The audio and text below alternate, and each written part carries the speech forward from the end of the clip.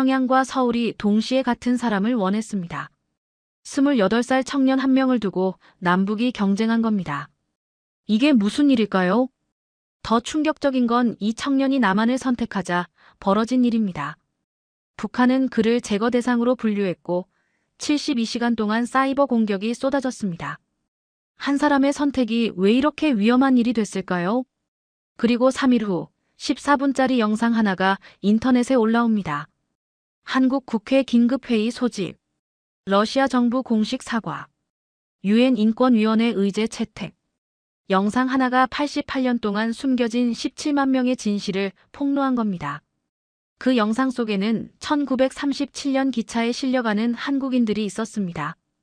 도대체 무슨 일이 있었던 걸까요? 그리고 왜 아무도 이 이야기를 하지 않았을까요? 지금부터 한 청년의 선택이 어떻게 역사를 바꿨는지 들려드리겠습니다.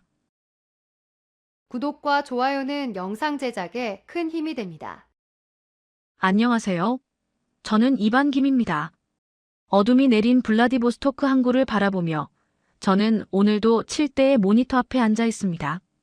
28년을 살아오면서 제게 국적이란 건 늘 애매한 개념이었어요. 여권에는 러시아 연방 시민이라고 적혀 있지만 제 혈관에 흐르는 건 한반도의 피죠. 고려인 3세. 이 단어가 제 정체성의 전부입니다. 사람들은 저를 화이트 해커라고 부릅니다. 하지만 저는 그냥 코드를 읽고 쓰는 사람일 뿐이에요. 12살 때 처음 컴퓨터를 만졌고 15살에 첫 번째 보안 취약점을 발견했습니다. 19살이 되던 해 국제사이버 보안 커뮤니티에서 제 닉네임 GHOSTKIM을 모르는 사람이 없게 됐죠. 3년 전 러시아 연방보안국 산하 사이버방어센터에서 스카우트 제안이 왔습니다. 파격적인 조건이었어요. 모스크바 중심부의 아파트, 월급 50만 루블, 그리고 국가가 보장하는 신분. 하지만 저는 거절했습니다. 그들이 원한 건 제 기술이었지 이반김이라는 사람이 아니었거든요. 그 후로 저는 독립적인 윤리 해커로 활동해왔습니다. 기업들의 보안 취약점을 찾아내 알려주고 때로는 범죄 조직의 서버를 해킹해 증거를 당국에 넘기는 일을 했어요. 돈벌이는 시원찮았지만 자유로웠습니다. 그 누구의 명령도 받지 않았고 제 양심만을 따랐죠. 할아버지는 1937년에 태어나셨습니다. 그해 스탈린의 명령으로 연해주의 고려인 17만 명이 중앙아시아로 강제 이주당했어요. 할아버지는 기차 화물칸에서 태어나 카자흐스탄 황무지에서 자라셨죠. 아버지 세대는 소련 붕괴 후 다시 연해주로 돌아왔지만 이미 우리는 뿌리 없는 민족이 되어 있었습니다. 책상 서랍 깊숙한 곳에는 할아버지의 낡은 흑백 사진이 있습니다. 사진 속 할아버지는 20대 청년의 모습으로 낯선 땅에 서 있어요. 뒷면에는 러시아어로 이렇게 적혀 있죠. 1957년 크지로르다. 조국을 그리워하며. 오늘 밤 제 이메일함에는 평소와 다른 2개의 메시지가 도착했습니다. 발신자 주소는 암호화되어 있었지만 하나는 평양에서 다른 하나는 서울에서 온 것이 분명했어요. 2 메시지 모두 똑같은 제목을 달고 있었습니다. 귀하를 초대합니다. 저는 커피를 한 모금 마시고 첫 번째 메시지를 열었습니다. 그 순간 제 인생이 완전히 뒤바뀔 거라는 걸 알았어요. 모니터 화면에 떠오른 건 북한 국기와 함께 조선민주주의인민공화국 과학원의 공식 문장이었습니다. 그리고 그 아래 믿기 어려운 문장이 적혀 있었죠. 김정은 동지께서 친히 귀하를 부르신다. 심장이 빠르게 뛰기 시작했습니다. 저는 잠시 숨을 고르고 2번째 메시지를 클릭했어요. 이번엔 대한민국 국가정보원의 로고가 나타났습니다. 메시지는 간결했지만 무게감이 달랐어요. 디지털 안보의 미래를 함께 만들 인재를 찾습니다. 대한민국이 당신을 기다리고 있습니다. 창밖으로 동해의 파도 소리가 들려왔습니다. 러시아도 북한도 남한도 아닌 그 어디에도 속하지 못한 채 살아온 28년. 이제 선택의 순간이 왔어요. 저는 모니터를 끄고 할아버지의 사진을 꺼내 들었습니다. 조국이란 무엇일까요? 태어난 땅일까요? 아니면 돌아가야 할 곳일까요? 이 질문에 답하기 위한 여정이 지금부터 시작됩니다. 2025년 11월 초, 블라디보스토크는 이미 겨울의 문턱에 서 있었습니다. 평양발 메시지를 다시 열었을 때 저는 그 치밀함에 놀랄 수밖에 없었어요. 단순한 스카우트 제안이 아니었습니다. 제가 지난 5년간 해킹으로 해결한 17건의 사례, 국제보안 컨퍼런스에서 발표한 논문 3편, 심지어 제가 즐겨 먹는 보르시의 레시피까지 파악하고 있더군요. 북측 정보기관의 정보력은 상상 이상이었습니다. 메시지에는 조선민주주의인민공화국 과학원 제1부원장의 친필 서명이 들어있었어요. 내용은 구체적이었습니다. 평양 미래과학자 거리의 30층짜리 아파트, 월 5,000달러 상당의 특별 배급, 그리고 최고 지도자 직속 사이버방위국 수석연구원 직함. 가족 전체의 평양 이주와 특급 대우도 보장한다고 했죠. 하지만 제 시선을 사로잡은 건 마지막 문단이었습니다. 우리 민족의 자주성과 존엄을 지키는 일에 당신의 재능을 바치시오. 공화국은 고려인 동포를 잊지 않았으며 당신을 민족의 아들로 맞이할 준비가 되어 있소. 창밖으로 눈발이 날리기 시작했습니다. 저는 커피를 한 잔 더 내려 마시고 서울발 메시지를 정독했어요. 국가정보원 사이버안보센터장 명의의 공문이었습니다. 북측보다 간결했지만 그 안에 담긴 의미는 묵직했죠. 한국의 디지털 주권을 지키는 일은 단순한 기술 경쟁이 아닙니다. 우리는 매일 수천 건의 사이버 공격에 노출되어 있고 귀하와 같은 전문가가 절실히 필요합니다. 특별귀화 절차를 통해 대한민국 국민으로 모시고자 합니다. 제한 조건도 구체적이었어요. 국가정보원 자문위원 직책, 연봉 1억 2천만 원, 서울 강남의 아파트 제공, 그리고 가장 중요한 것은 완전한 행동의 자유였습니다. 정부 업무 외에 개인적인 윤리 해킹 활동도 보장한다는 조항이 명시되어 있었죠. 이틀 동안 저는 거의 잠을 자지 못했습니다. 모니터 앞에서 두 제안서를 번갈아 읽으며 고민했어요. 북한은 민족을, 남한은 자유를 내세웠습니다. 둘 다 틀린 말이 아니었죠. 11월 5일 밤, 저는 암호화 채널로 양측에 동일한 질문을 보냈습니다. 제가 귀화하면 어떤 일을 하게 되느냐고요. 북측의 답변은 12시간 만에 왔습니다. 미제국주의와 남조선 괴뢰도당의 사이버 테러로부터 공화국을 수호하는 임무라고 했어요. 반면 남측은 48시간 후에 답했습니다. 북한발 해킹 공격 방어, 국가 핵심 인프라 보호, 그리고 민간 기업의 보안 컨설팅 지원이라고 명시했죠. 어느 쪽도 제게 공격용 해킹을 요구하지는 않았습니다. 하지만 저는 알고 있었어요. 북에 가면 결국 체제 수호의 도구가 될 것이고 남에 가면 자유민주주의 진영의 방패가 되리라는 걸요. 11월 중순, 아버지와 통화했습니다. 아버지는 사할린에서 건설 노동자로 일하고 계셨어요.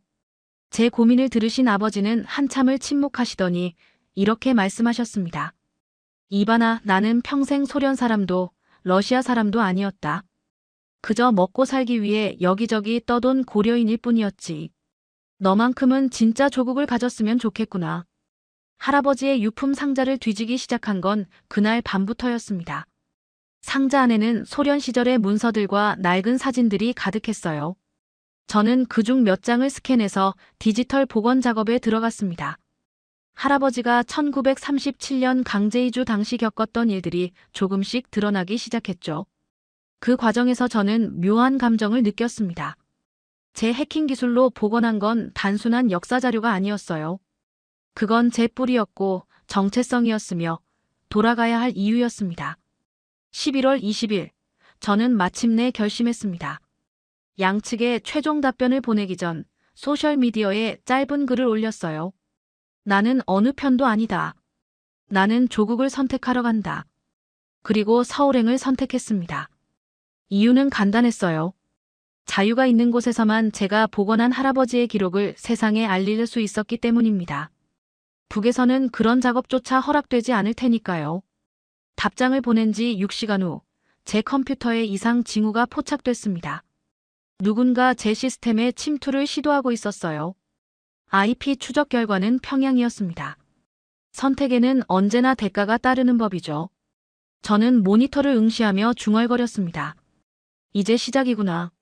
11월 21일 새벽 3시, 제 아파트에서 이상한 일이 벌어졌습니다. 평양에서 첫 번째 공격이 들어왔어요. 제 컴퓨터에 가짜 접속을 초당 10만 번씩 보내는 방식이었습니다. 보통 사람이라면 당황했겠지만 저는 이미 예상하고 있었죠. 방어 시스템을 3단계로 강화해뒀거든요. 오전 9시에는 제 이메일 17개가 동시에 공격당했습니다. 비밀번호를 계속 바꿔가며 뚫으려는 시도였어요. 저는 곧바로 지문인식 방식으로 전환했습니다. 그러자 이번엔 SNS 계정들이 공격받기 시작했죠. 오후 2시쯤 상황이 심각해졌습니다. 누군가 제 이름을 도용해서 나쁜 프로그램을 퍼뜨리고 있었어요. 5년간 쌓은 신뢰가 무너질 위기였습니다. 급히 관리자들에게 연락해 본인 확인을 받았죠. 진짜 문제는 그날 밤에 터졌습니다. 오후 11시, 제 노트북 화면에 검은 바탕에 빨간 글씨가 떴어요. 배신자에게는 대가가 따른다. 파일을 인질로 잡고 돈을 요구하는 악성 프로그램이었습니다. 72시간 안에 거액을 보내지 않으면 모든 자료를 지우겠다는 협박이었죠. 저는 오히려 웃음이 나왔어요. 상대가 누구를 건드렸는지 모르는 모양이더군요. 30분 만에 저는 그 프로그램을 완전히 해체했습니다. 하지만 거기서 멈추지 않았어요. 거꾸로 추적을 시작했죠. 공격자들이 7개 나라를 거쳐 숨어 있었지만 한 가지 실수를 했더군요. 프로그램 안에 평양 시간이 찍혀 있었던 겁니다. 11월 23일, 저는 반격했습니다. 공격자들의 컴퓨터에 들어가는 건 생각보다 쉬웠어요. 그들의 보안 시스템은 구식이었거든요. 그 안에는 놀라운 게 있었습니다. 저뿐 아니라 전 세계 보안 전문가 200명의 정보가 모여 있더군요. 더 충격적인 건 작전 이름이었습니다. 유령 사냥. 저를 없애기 위한 계획이었던 거죠. 파일들을 복사하다가 또 다른 폴더를 발견했습니다.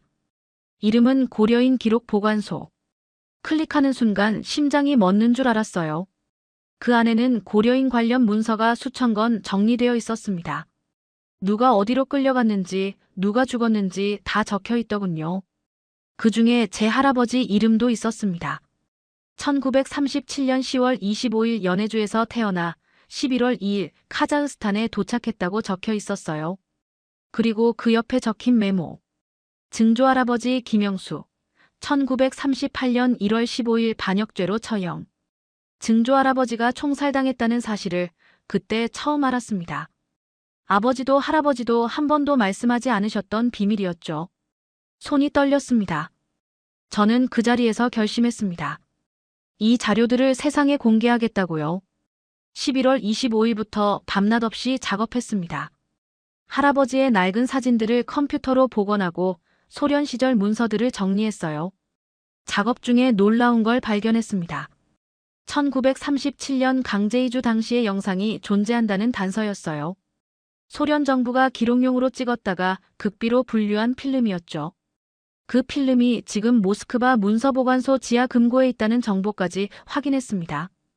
불가능해 보였지만 저는 포기하지 않았어요. 11월 28일 밤 모스크바 문서보관소 컴퓨터에 접속했습니다. 합법은 아니었지만 진실을 위해서는 필요한 일이었어요. 3시간 후 저는 그 필름을 찾아냈습니다. 1937년 11월에 찍힌 14분짜리 흑백 영상이었어요. 파일을 받는 동안 손이 계속 떨렸습니다. 이건 단순한 옛날 자료가 아니었어요. 제 뿌리의 역사였고 17만 고려인의 아픔이었으며 세상이 잊어버린 진실이었습니다. 영상을 재생했습니다. 화면에는 화물기차에 실려가는 사람들이 보였어요. 여자들은 울고 아이들은 겁에 질려 있었고 남자들은 무표정하게 먼 곳을 바라보고 있었습니다. 그 속에 갓 태어난 할아버지도 계셨을 겁니다. 창밖에 눈이 내렸습니다. 저는 화면을 보며 다짐했어요. 이제 온 세상이 알게 될 겁니다. 12월 1일, 저는 마침내 준비를 마쳤습니다. 14분짜리 영상을 복원하는데 3일이 걸렸어요. 1937년 촬영된 필름이라 화질이 많이 손상되어 있었거든요. 흐릿한 얼굴들을 선명하게 만들고 찢어진 부분들을 이어붙였죠. 영상에는 17만 명의 고려인이 화물기차에 실려가는 모습이 담겨 있었습니다. 한겨울이었는데도 사람들은 얇은 옷만 입고 있었어요. 아이들은 울고 어머니들은 아기를 꼭 안고 있었습니다. 할아버지도 저속 어딘가에 갓난아기로 계셨겠죠. 할아버지의 사진과 문서들도 함께 정리했습니다. 1937년 강제이주 명단, 증조할아버지의 처형 기록, 카자흐스탄 수용소 생활 자료까지요. 이 모든 걸 하나의 영상으로 만들었어요. 제목은 간단하게 지었습니다. 잊혀진 사람들 - 고려인 강제 이주의 진실. 12월 3일 저녁 8시. 저는 유튜브와 SNS에 동시에 영상을 올렸습니다. 손이 떨렸어요. 업로드 버튼을 누르는 순간 88년 동안 감춰졌던 진실이 세상에 나가는 거였으니까요. 함께 올린 글은 짧게 썼습니다. 제 할아버지는 1937년 연해주에서 태어나 기차에 실려 중앙아시아로 끌려갔습니다. 죄는 한국인이라는 것뿐이었죠. 증조할아버지는 이듬해 총살당했습니다. 이 영상은 잊혀진 17만 고려인의 이야기입니다. 처음 1시간 동안은 조회수가 겨우 300을 넘었어요. 하지만 자정이 지나자 상황이 달라졌습니다. 한국의 어느 역사교사가 제 영상을 공유했고 순식간에 퍼져나갔어요. 새벽 3시에 조회수가 10만, 아침 7시에는 100만이었죠. 댓글이 폭주하기 시작했어요. 이런 역사가 있었다니 몰랐습니다. 할아버지가 고려인이셨는데 이 영상 보고 울었어요. 전 세계가 이 진실을 알아야 합니다. 12월 4일 오후 한국 방송사들이 연락을 해왔습니다. 뉴스에서 다루고 싶다고 했어요. 미국과 영국의 언론사도 취재 요청을 보냈습니다. 일본 언론, 러시아 언론, 심지어 카자흐스탄 방송국까지 인터뷰를 요청했죠. 저는 모든 요청을 받아들였습니다. 화상 인터뷰로 하루에 7개 방송사와 이야기했어요. 똑같은 질문을 받았지만 지치지 않았습니다. 한 번이라도 더 말해야 더 많은 사람들이 알 테니까요. 왜 이 영상을 공개했느냐는 질문에 저는 이렇게 답했습니다. 할아버지는 평생 조국이 없었습니다. 소련 사람도 러시아 사람도 아니었죠. 저도 마찬가지였어요. 하지만 이제 저는 조국을 찾아가려 합니다. 그 전에 세상이 우리 고려인의 역사를 알았으면 했습니다. 12월 5일 영상 조회수가 300만을 넘었습니다. 72시간 만이었어요. 한국 국회에서는 긴급 토론회가 열렸습니다. 고려인 지원 방안을 논의한다고 했죠. 러시아 정부도 공식 입장을 냈어요. 과거사에 대해 유감을 표한다는 내용이었습니다. 하지만 북한은 달랐습니다. 12월 6일 새벽 협박 메시지가 도착했어요. 같은 날 오후 북한 대변인이 저를 민족 반역자라고 규정했습니다. 협박이 무섭지 않았냐고요? 솔직히 무서웠습니다. 하지만 멈출 수는 없었어요. 영상을 본 전 세계 고려인들이 제게 메시지를 보내고 있었거든요. 카자흐스탄에 사는 80대 할머니는 이렇게 쓰셨습니다. 어릴 때 기차에서 본 광경이 평생 악몽이었는데 이제야 세상에 알려졌다고요. 우즈베키스탄의 한 청년은 증조할아버지 이름이 제가 공개한 명단에 있다며 눈물을 흘렸습니다. 12월 8일 한국 정부에서 정식 연락이 왔습니다. 국가정보원이 아니라 외교부였어요. 귀화 절차를 빠르게 진행하고 싶다고 했습니다. 12월 중순에 한국으로 오면 특별 심사를 거쳐 귀화를 승인해 주겠다고 했죠. 저는 비행기표를 예약했습니다. 12월 15일 인천행이었어요. 짐을 싸며 할아버지 사진을 다시 꺼내봤습니다. 저는 사진에 대고 말했습니다. 할아버지, 손자가 이제 집으로 갑니다. 블라디보스토크의 마지막 밤은 눈이 내렸습니다. 28년을 살았던 이곳을 떠나는 건 아쉬웠지만 제가 가는 곳이 진짜 고향이라는 걸 알고 있었어요. 내일이면 저는 대한민국 국민이 됩니다. 2025년 12월 15일 오후 3시 인천공항에 도착했습니다. 비행기에서 내리는 순간부터 가슴이 두근거렸어요. 28년 만에 처음 밟는 한국 땅이었습니다. 입국장을 나오자 정장을 입은 외교부 담당자들이 저를 기다리고 있었습니다. 한 분이 웃으며 손을 내밀었어요. 이반 김씨, 대한민국에 오신 걸 환영합니다. 그 말을 듣는 순간 눈물이 날 뻔했습니다. 처음으로 누군가 저를 환영한다고 말해줬거든요. 공항에서 곧바로 서울로 향했습니다. 차 안에서 앞으로의 일정을 설명받았어요. 일주일간 신원조사와 면접 후 12월 22일에 귀화 심사가 있을 거라고 했습니다. 숙소는 강남의 한 호텔이었습니다. 방에 들어가 할아버지 사진을 책상 위에 놓았어요. 12월 16일부터 본격적인 절차가 시작됐습니다.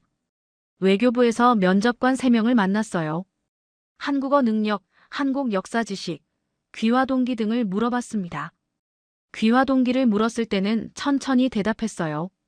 저는 평생 어디에도 속하지 못했습니다. 이제 진짜 조국을 갖고 싶습니다. 북한 제안에 대해 물었을 때 저는 답했습니다. 자유가 있는 곳을 선택했습니다. 할아버지의 이야기를 세상에 알릴 수 있는 곳이요. 12월 18일 국가정보원에서 면담 요청이 왔습니다. 사이버 안보 관련 자문을 맡아줄 수 있겠느냐는 제안이었어요. 저는 기꺼이 수락했습니다. 제 기술로 이 나라를 지킬 수 있다면 영광이니까요. 면담 후 국정원 센터장님이 말씀하셨습니다. 북한이 당신을 계속 노릴 겁니다. 우리가 보호하겠지만 조심해야 합니다. 저도 알고 있었어요.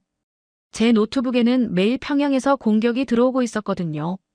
하지만 두렵지 않았습니다. 이제 혼자가 아니었으니까요. 12월 20일 놀라운 소식이 들렸습니다. 제 영상이 유엔 인권위원회에서 공식 자료로 채택됐다는 거예요. 고려인 강제이주를 인권 유린 사례로 인정한다고 했습니다. 전 세계 고려인들에게 희망이 될 소식이었죠. 그날 저녁 한국에 사는 고려인 단체에서 연락이 왔습니다. 만나고 싶다고 했어요.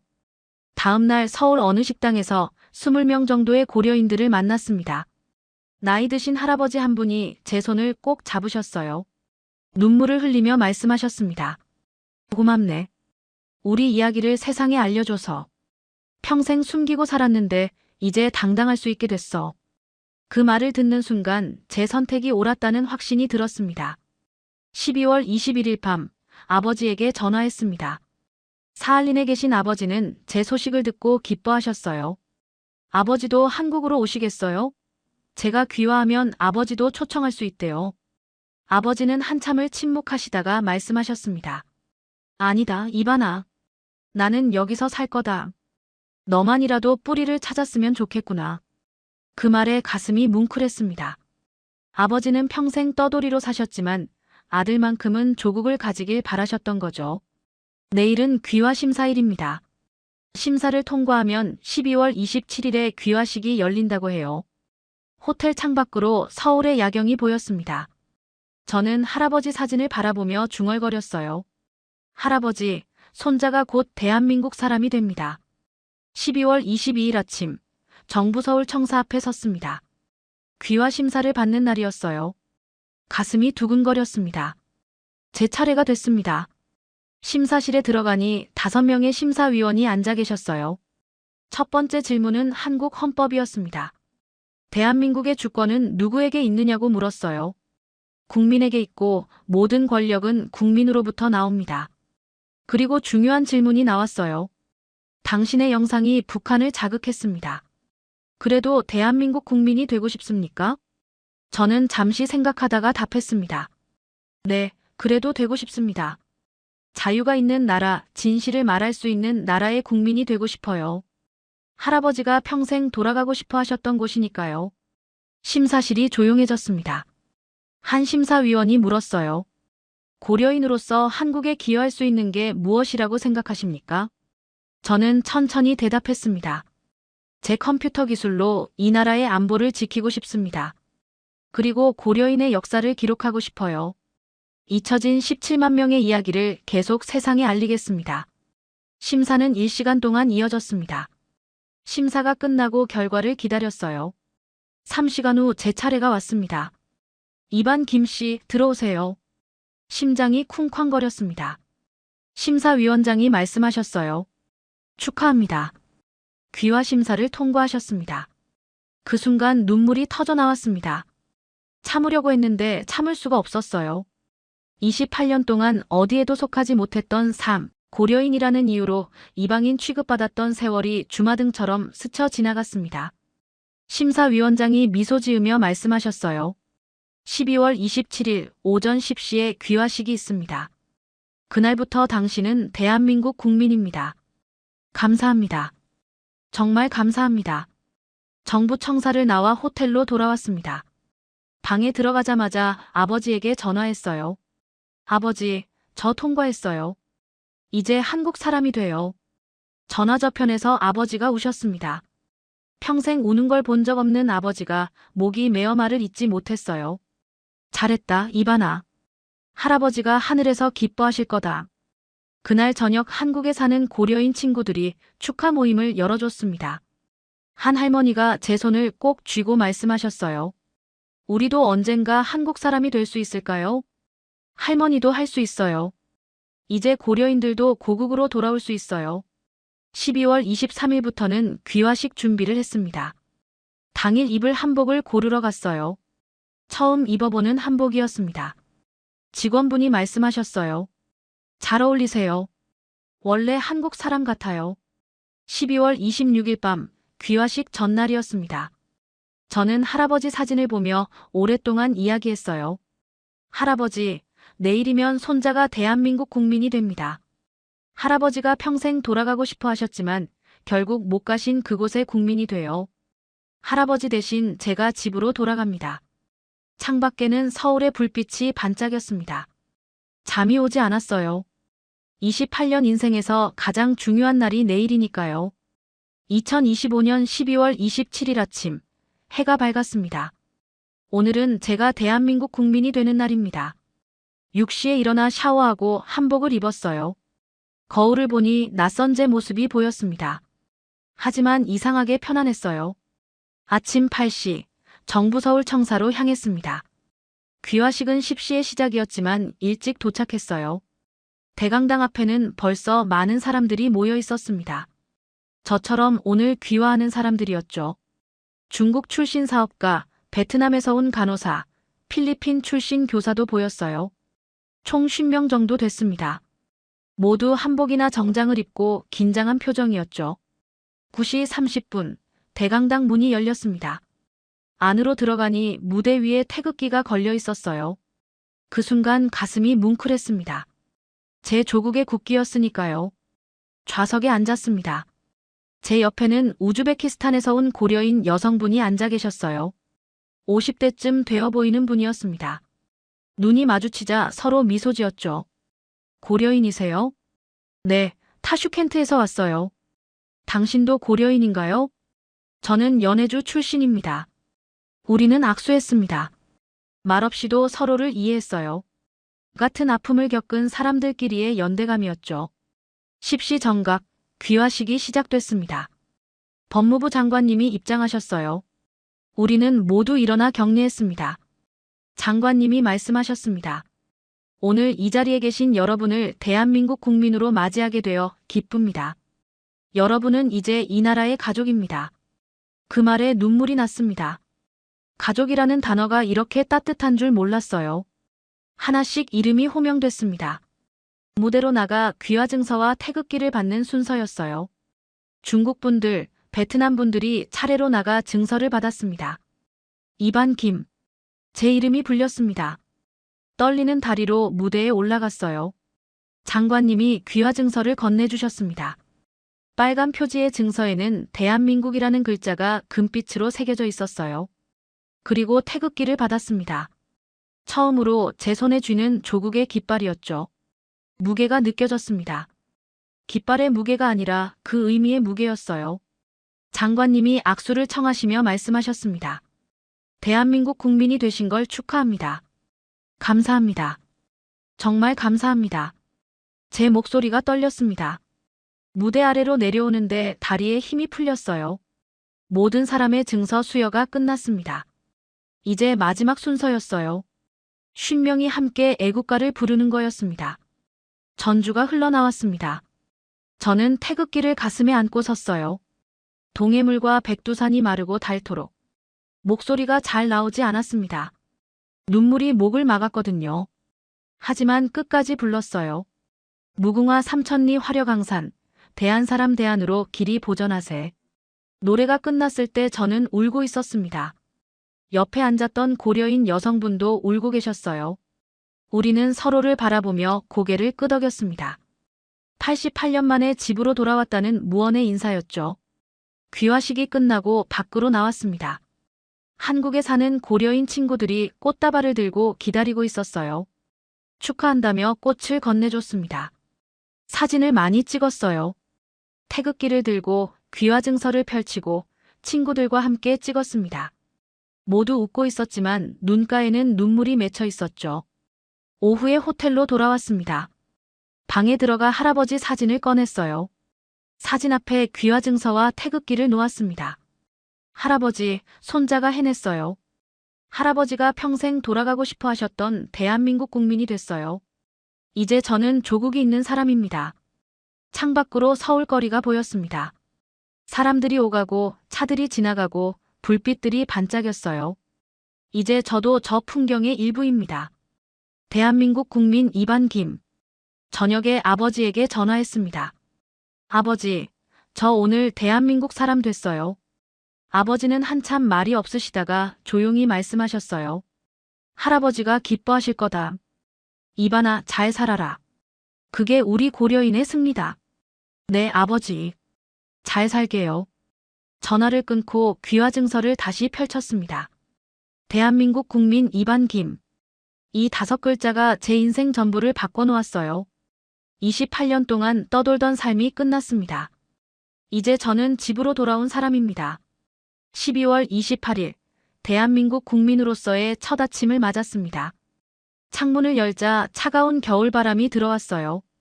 하지만 마음은 따뜻했습니다.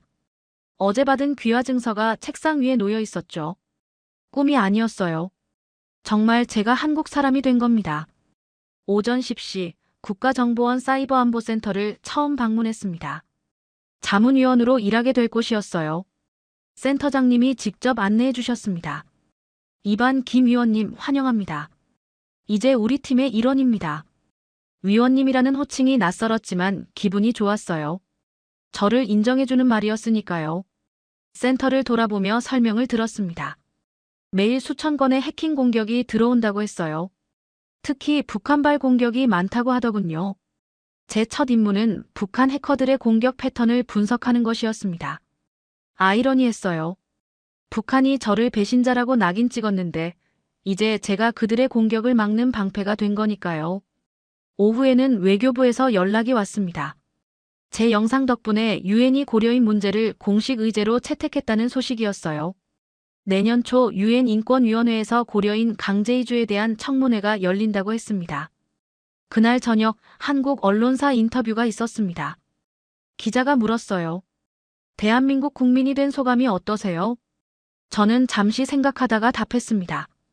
처음으로 조국을 가진 날입니다. 28년 동안 어디에도 속하지 못했는데 이제 집을 찾았어요.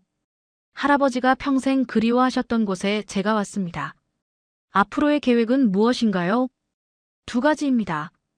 첫째, 제 기술로 이 나라를 지키고 싶어요. 둘째, 고려인의 역사를 계속 기록하겠습니다.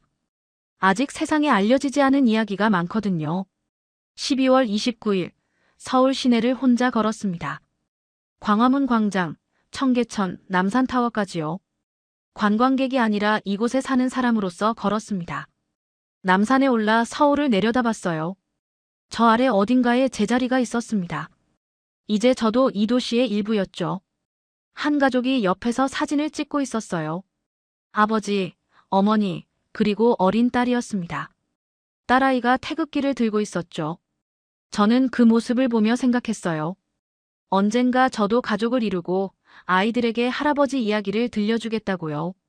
12월 30일, 블라디보스토크에서 짐이 도착했습니다. 제 컴퓨터와 책, 그리고 할아버지의 유품 상자였어요. 이제 한국이 제 영구적인 집이 되는 겁니다. 유품 상자를 열고 할아버지 사진들을 꺼냈습니다. 하나하나 액자에 넣어 벽에 걸었어요. 제 새 집의 첫 장식이었습니다. 저녁에 고려인 친구들과 모임이 있었습니다. 서울에 사는 고려인 2세, 3세들이었어요. 우리는 제 귀화를 축하하며 이야기를 나눴습니다. 한 청년이 말했어요. 형 덕분에 저도 용기가 생겼어요. 저도 한국 국적을 신청하려고요. 여성분도 말씀하셨습니다. 우리 부모님도 이제 고국 땅을 밟을 수 있게 됐어요. 고려인 초청 프로그램이 생긴다고 하던데요. 그 말을 듣는 순간 뭉클했습니다. 제 선택이 다른 고려인들에게 희망이 되고 있었어요. 밤에 호텔방으로 돌아와 노트북을 켰습니다. 제 유튜브 채널에는 댓글이 수천 개 달려 있었어요. 전 세계 고려인들이 메시지를 보내고 있었습니다. 카자흐스탄에서 당신 덕분에 우리 역사가 세상에 알려졌습니다. 우즈베키스탄에서 고려인으로서 자랑스럽습니다. 미국에서 저도 한국을 방문하고 싶어졌어요. 저는 새 영상을 하나 올리기로 했습니다. 제목은 집으로 가는 길이었어요. 귀화식 영상과 함께 메시지를 적었습니다. 저는 이반김입니다. 88년 만에 집으로 돌아온 고려인 3세입니다. 할아버지는 1937년 이 땅에서 쫓겨났지만 손자는 2025년 돌아왔습니다. 이건 한 사람의 귀화가 아니라 17만 고려인의 귀환의 시작입니다. 업로드 버튼을 눌렀습니다. 창밖으로 서울의 야경이 보였어요. 2025년의 마지막 밤이 다가오고 있었습니다. 올해 저는 러시아 사람에서 한국 사람이 됐죠. 평생 찾아 헤매던 조국을 찾았습니다. 할아버지 사진을 보며 말했어요. 할아버지, 손자가 해냈습니다. 할아버지의 꿈을 이뤘어요. 이제 저는 대한민국 사람입니다. 조국이 있는 사람이에요. 내일이면 새해입니다. 대한민국 국민 이반김으로서의 첫 새해를 맞이하는 거죠. 저는 귀화 증서를 다시 펼쳤습니다. 대한민국. 그 세 글자가 제 인생 전부를 바꿨어요. 이제 시작입니다. 떠돌이의 삶은 끝났고 진짜 삶이 시작됐습니다. 조국이 있다는 것, 집이 있다는 것, 뿌리가 있다는 것. 이것이 제가 찾은 답입니다.